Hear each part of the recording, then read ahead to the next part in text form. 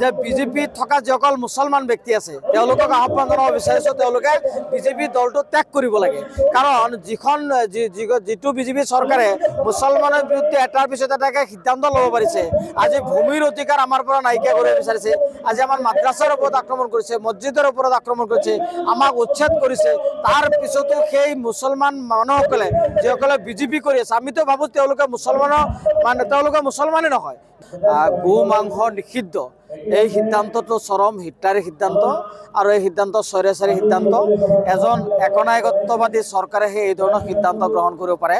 এটা ধৰ্মীয় অনুভূতি আঘাত হানিছে আৰু ধৰ্মীয় পৰম্পৰাক আঘাত হানিছে ধৰ্মীয় পৰম্পৰাক এই ধৰণে হিমন্ত বিশ্ব শৰ্মাৰ চৰকাৰে নিষিদ্ধকৰণৰ যি সিদ্ধান্ত কৰিব নোৱাৰে এটা জাতি জনগোষ্ঠীয়ে কি খাব কি নাখাব